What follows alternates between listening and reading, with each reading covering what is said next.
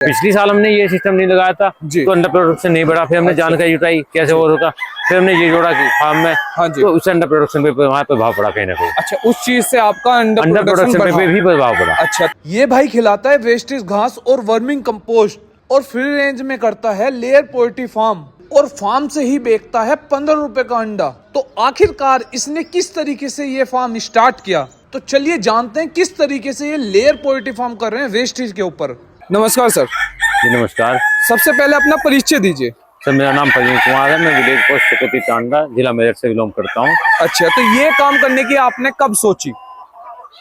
हम पोल्ट्री की बात करें तो 2019 के आसपास से लगे हुए हैं पोल्ट्री। पहले हम कॉन्ट्रैक्ट फार्मिंग में थे, अभी भी चला रखे कॉन्ट्रैक्ट फार्मिंग में कंपनी से। बीच में थोड़ा उतार चढ़ाव उसमें आया जी, हमारी लेवल भी नहीं निकल पाई, तो फिर हमने इसकी तरफ रुख किया, थोड़ी इसकी जानकारी जुटाई। अच्छा, 100 बच्चे लेके आए, उनको पाला, उनका 1 साल का रिजल्ट देखा, फिर 500-700 बच्चे किए, उनका रिजल्ट देखा। अब फिलहाल बढ़ते बढ़ते आज मैंने अपने पास 2000 प्लस कर लिया। तो किसी ने ये सजेस्ट करा था या फिर एकदम से आपने ये स्टार्ट कर दिया? नहीं, जब मुर्गी के काम में उतार चढ़ाव चल रहा था कोरोना काल में, जब बहुत ज्यादा दिक्कतें आई थी तो बड़ा समस्या चल रही थी, तो अब हम मुर्गी पालन है उसका ये अनुभव है, बंदा कर क्या सकता है। हाँ जी। तो उसके जब हम जानकारी थी तो हम कई अन्य प्रदेशों में गए, किसानों से मिले, कई यूनिवर्सिटियां उनसे बातचीत हुई, उन्होंने हमें बताया, हमने इस पर काम किया, थोड़े से स्टार्ट किया था, आज सहज बढ़ते जा रहे हैं। लगभग कितना खर्चा आया था जिस टाइम पे आपने स्टार्ट किया? स्टार्टिंग में हमारा ये मान लीजिए बच्चा लेके आए थे हम जी, और मैक्सिमम ऐसा होगा 20-30 हजार रुपये खर्चा तैयार करने का। अच्छा, 20-30 हजार रुपए। हाँ। कितनी मुर्गी थी आपके पास में? हम 100 मुर्गी थी हमारी जी। अच्छा, 100 मुर्गी में नर कितने थे और मादा कितने थे? जो उसमें नर निकले थे वे हमारे लिखते थे 40%। 40%। हाँ। अच्छा, फिर हमने इसमें कुछ नर अपने सेल कर दिए थे जी, बाकी अपने मुर्गियों के अकॉर्डिंग हमने उसमें रख लिया था। तो ये बच्चा लेकर आए या बड़ा लेकर आए? ये टोटल बच्चा है मेरा। अच्छा। ये मैंने अपना पाला हुआ है जी। कुछ किसान भाइयों को पलवा रखा था। अच्छा, जो उन के पास एक्स्ट्रा था, मान लिया मैंने 1000 बच्चा ले लिया, लेकिन मेरा सेट छोटा है जी, उसके पास फालतू हुआ। अब थोड़ा बड़ा लेके आने के लिए बाहर से गाड़ी तो आती नहीं है। हाँ जी। तो गाड़ी को कम किए 1000 बड़ कम से कम है, 100-200 बड़ थे, उनको मैंने अच्छा रेट दे दिया और उनसे बड़ वापस अपने ले लिया, क्योंकि बच्चा मेरा था। ठीक है, तो स्ट्रक्चर आपने ये किस तरीके से बनाया? जब ही बना दिया था एकदम से या फिर बाद में? नहीं, ये मैंने स्ट्रक्चर स्टेप बाय स्टेप बना रहा हूँ। अच्छा, और मतलब बनता रहा है, और अभी भी मैं आपकी छोटी जानकारी आपके चैनल के माध्यम से मैं बहुत ही जल्दी जितना स्ट्रक्चर ये है जस्ट इसका डबल करने जा रहा हूँ। अच्छा, तो ये मैंने अपनी जब स्टार्ट किया था उस टाइम पे एकदम से नहीं करा आपने? नहीं, मैं स्टेप बाय स्टेप बता। पहले मैंने 100 बच्चों का रिजल्ट देखा, समय दिया, लेकिन मैंने जिस बंदे के पास में समय हो जी वो कर सकता है, क्योंकि एक लंबा समय दिया हमने इसको जी। तो आपने जो स्ट्रक्चर बनाया वो किस तरीके से क्या ध्यान में रखते हुए बनाया? बस यही थोड़ा अनुभव था स्ट्रक्चर का हमें। पूरा पश्चिम तो होना चाहिए पोल्ट्री फार्म, पूरा ये तो नॉर्मली सबको पता है जी। बस कुछ ही देसी के हिसाब से हमने इसमें नीचे वे लगा दिया ताकि इसे बैठने में कोई समस्या ना आए। अच्छा, देसी के हिसाब से क्या लगाया आपने? देसी के हिसाब से ये बर्ड क्या है, ये ऊपर बैठना पसंद करती है। अच्छा, यहाँ ऊपर। हाँ। अब जैसे दिन छिपेगा, दिन छिपे से और हम 9 बजे रात को लाइट बंद करते हैं। अच्छा, इन्हें भी पता है कि 9 बजे लाइट बंद हो जाएगी जी। उसके अराउंड हमारी 90% मुर्गियां इनके ऊपर चली जाती है। ये हमने 5 लगा चली जाती है, मतलब बस इनका नेचर है ऐसा। अच्छा, ये मानते हैं कि हम वहाँ पे बैठने सुरक्षित है। अच्छा, नीचे नहीं रहती कोई? खुश रहती है, नीचे रहती है, 10-20% मुर्गियां नीचे रहती है। हाँ जी, वे अगले दिन ऊपर बैठ जाती है, चलता रहता है। अच्छा, मतलब ज्यादातर ऊपर ही रहता है। हाँ, इनका नेचर यही जी, स्ट्रेस में कमाते हैं इस तरीके से। अच्छा, पिछली साल हमने ये सिस्टम नहीं लगाया था तो अंडर प्रोडक्शन नहीं बढ़ा। फिर हमने जानकारी जुटाई कैसे और होगा, फिर हमने ये जोड़ा कि फार्म में, तो उससे अंडर प्रोडक्शन पे वहाँ पे भाव पड़ा कहीं ना कहीं। अच्छा, उस चीज से आपका अंडर प्रोडक्शन पे भी प्रभाव पड़ा। अच्छा, तो जैसे आपने यहाँ पे ये काफी ध्यान में रखते हुए जाल लगाया है, जाल के बाद में कट्टा भी लगाया हुआ है, कट्टे का क्या वजह है? ये तो आपने तिरपाल लगाया हुआ है, वो काफी सारी चीजें कर रखी है, थोड़ा डिटेल में बताइए आप। वो साइड तो अभी सर्दी होकर हम निकले हैं जी।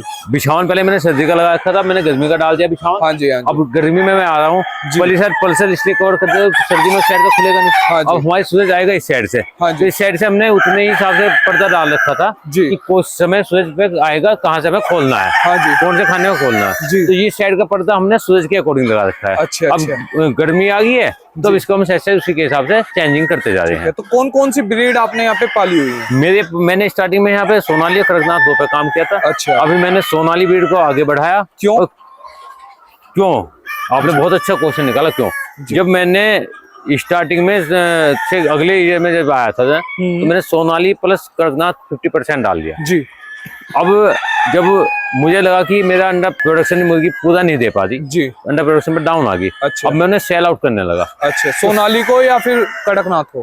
कड़कनाथ को। अच्छा। तो कड़कनाथ को जब मैंने सेल आउट पर निकाला तो कड़कनाथ मुझे मार्केट ही कहीं नहीं मिली। अच्छा। लोकल में बढ़िया बिका जी। लेकिन बल्क में लेने वाला कोई नहीं मिला। हाँ जी। तो मैंने उसे थोड़ा विचार किया भाई ये ठीक नहीं है। अभी मान लिया मुझे अपनी सोनाली बेचनी है जी। तुरंत फोन करना है, तुरंत तैयार है। मतलब ऐसा क्या वजह रही कि नहीं बिक पाया? देखो हमारे पास में गाजीपुर मंडी पड़ती है। हाँ जी। और गाजीपुर मंडी में जैसे मैं उन लोगों से बातचीत हुई, तमाम से बातचीत हुई, इसकी डिमांड ही नहीं है। अच्छा। साउथ साइड में जाएंगे तो डिमांड है। अच्छा। अब 250 मेरे पास में पीस थे मेरे पास पिछले साल। अब 250 पीस के लिए साउथ से मैं गाड़ी मंगवाता तो किराया बहुत बैठता। और कहीं ना कहीं मुझे वजह ये भी लगती है, जैसे ये लगभग जा रही होगी आपकी 350 रुपए के समथिंग की, और वो जाएगा आपका 700 750 के समथिंग जाएगा ही जाएगा। नहीं, अगर मैं मार्केट की बात करूं, हाँ जी, थोक की जी, जो मई मंडी होती है, हाँ जी, हाँ जी, कि सब कुछ खत्म, जी, तो वहां पे तो उसका रेट डाउन है। वहाँ कितना है? ये तो अप डाउन चलता रहता है। अच्छा, लगभग आइडिया गाजीपुर की मंडी के अकॉर्डिंग पिछले साल का मुझे पता था, इससे भी 50 रुपए डाउन था वो। अच्छा, मतलब 350 से भी 300 रुपए का था। हाँ हाँ, इससे भी डाउन था। अच्छा। और लेकिन ये तो ये बोलते हैं कड़कनाथ तो काफी महंगा मुर्गा है। हाँ, कड़कनाथ तो काफी महंगा मुर्गा, लेकिन जो शौकीन लोग हैं शौक की कोई कीमत नहीं होती जी। जो खाने वाले हैं जिन्होंने मुझे कड़कनाथ ही खाना, वो कितनी भी कीमत का लेता है। हाँ जी। मैंने अपने यहाँ से 2,500-3 हजार रुपए का मुर्गा बेचा है। अच्छा, लगभग आपके अंडे की क्या कीमत, मतलब खर्चा क्या आ रहा है? फिलहाल मेरे अंडे का खर्च ये मान लो 5 रुपए के अराउंड पड़ रहा है। 5 रुपए के अराउंड में। और बेच कितने का रहे हैं आप? बेचना तो मैं यहाँ 15 रुपए सेल कर रहा हूँ। अच्छा, तो जैसे आपने ये स्टार्ट किया तो आपके मोरालिटी वगैरह भी फैली है आपकी?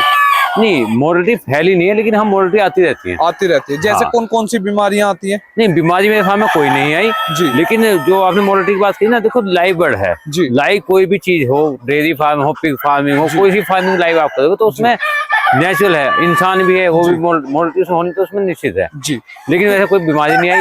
इसमें 2-3 बीमारी है अपनी। जी। रानीखेत है, गंभोरो है, और 2-3 की चीजों की वैक्सीन लगती है ताकि बीमारी ना आए।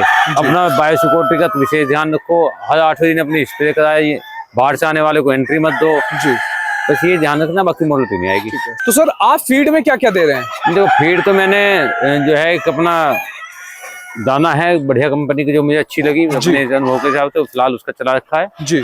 और बाकी कंपोस्ट खाद मेरा रहता है, जो खाद मैंने बैठ लगा के कंपोस्ट खाद के। अच्छा, कंपोस्ट खाद का क्या फायदा है? कंपोस्ट खाद का फायदा ये है कि आपने गांव में देखा होगा क्योंकि देसी बर्ड है जी। ये ज्यादा कूड़ी में बहुत खुश रहते हैं। हाँ जी। एक मुर्गी के लिए कितना फ्री रेंज में स्पेस चाहिए? फ्री रेंज में चाहो तो आप 5 फुट तक भी लेके जा सकते हो, लेकिन मेरे जो अपना मानना है, जैसे मेरा 3 साल का अनुभव रहा है, एक मुर्गी के लिए कम से कम भी 3 स्क्वायर फीट फ्री रेंज होना चाहिए। सर आपका बहुत बहुत धन्यवाद, आपने इतना समय दिया।